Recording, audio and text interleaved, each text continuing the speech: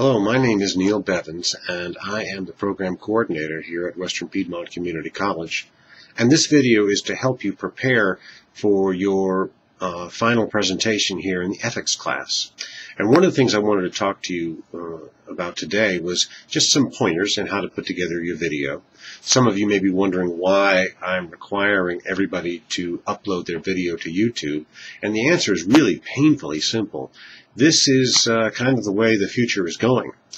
Most employers these days will give you a webcam interview instead of having you drive or fly to a location. It makes more sense economically, and it makes more sense in lots of other ways as well. So you need to have this skill set of how to create a video or how to interact with a webcam, and so I'm kind of forcing you to do it in the ethics class. Now, a couple of pointers for your presentation when you finally give it. I learned how to use this webcam in about 10 minutes just by hooking it up, following the instructions, and doing a little online research. It can be a little frustrating, and I've gone through that frustration myself this morning before making this video, but what's important is that you actually learn how to do it. Now, here's some pointers for your ethics presentation. I would like for you to be thorough in your research. Your research is extremely important. And so as you answer the questions that are posed in your oral presentation, make sure that you know the correct statutes and the correct cites to anything that supports your argument. In many ways, an oral presentation is just like a written memorandum or a brief. Whatever statements that you make should be reported.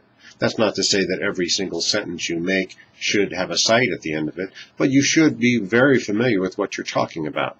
If you have any questions about how to put together the presentation or how to organize it, well, that's what I'm here for. So give me a call and let me know, what your problems are, and we can work them out together. But one of the things I'm not going to do is teach you how to use YouTube. That's pretty self-explanatory, and it's one of the challenges of putting together this video. So I want you to have to face that demon. Now, another pointer for your presentation, it needs to be well organized. Now, there are lots of different ways of presenting our presentation.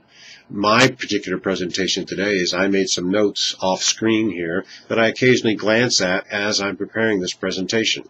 That's one good way of kind of staying organized. Now, some people, when they do their presentations, they actually write out the questions and answer them. So they'll restate the question in their video and then provide an answer to it. Well, that's one way of doing it. But you should be fairly creative in how you decide to do your presentation. You can also organize it any other way that you see fit. The most important thing is to be thorough, to make sure that you make a good impression, and that you answer the questions that are posed. And finally, we need to talk about some of the issues that come up with just being on video.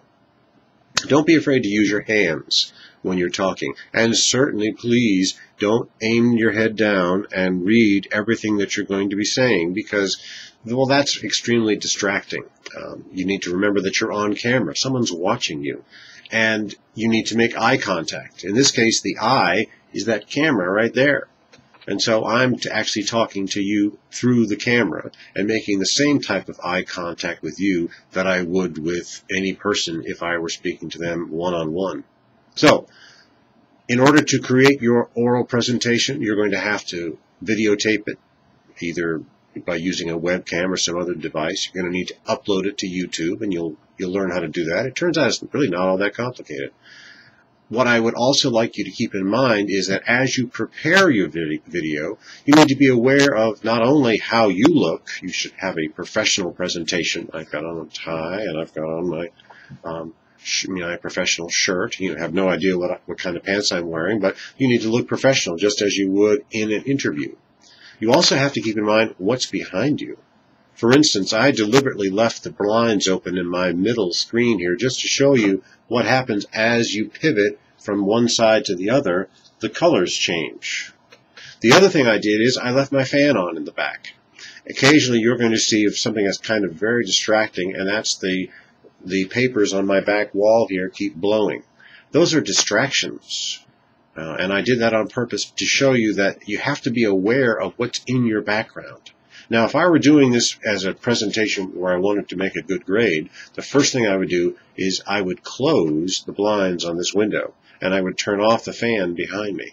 I'd also be aware of just what is in generally behind me. You might want to control your environment a little bit.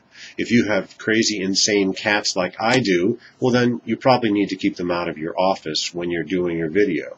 If you have dogs that bark, well then give them something to eat or do something else with them while you're doing your video to try and control for some of that background noise. Now what I did here in my office setting is I closed my door and I put a sign on it saying, please do not enter while I'm creating this web video. Those are all good pointers to try and help you out, but you know, the one I used the most is I did several trial runs with the webcam and with recording before I finally did this video today. Your first video is never going to be perfect. In fact, your second or third may never be perfect. What you're going for, though, is a certain level of competence in preparing your background, preparing your presentation, and giving, a solid presentation that will eventually translate into perhaps one day doing an interview over a webcam. If you're nervous, if you're a kind of person who just the idea of being on a webcam or talking to other people or doing anything else makes you nervous, well, you're kind of getting the point of this whole presentation. I want to make you nervous. I want to make you a little anxious so that you can see how you respond when you're nervous. I don't want your particular personal gestures or the sweat or the tremors in your voice to be a surprise to you. You need to see what those things are and therefore improve them. One of the things that I have learned by being on video a lot over the last few years is that it has helped me get rid of some of my little verbal problems. I don't say, and as often as I used to, because in listening to yourself, you realize, oh, wow, I didn't even know I did that. So make a trial video and just see how it works out, see how it all comes together. Now, some of the questions I get from students are often, how technically proficient should my video look? Does it need the bells and the whistles and the graphics and the PowerPoint and all that?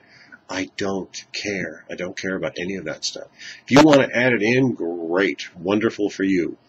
But what I'm really concerned about is you making an oral presentation to this camera, uploading it to YouTube, making a positive impression, making eye contact, and of course, answering the questions as they come up. Now, the other thing that you have to keep in mind, and something I've had to learn too, is your vocal pace. When people get nervous, they tend to talk faster. And when you're in a room by yourself with a webcam, the temptation to just kind of roll through this thing is overwhelming. So keep in mind the tone of your voice and the pacing of your voice. This is practice for future web interviews. So keep in mind how you sound, what you sound like, and basically try to find a way to relax. Whatever way works for you, is whatever way you can find to relax. Try to do that. Take some deep breaths.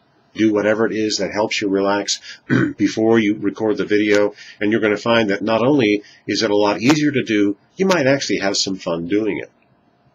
Now, as I've said, if you have any questions about how to prepare the video or how to organize it or whatever, that's what I'm here for. So email me or give me a call and ask me some questions.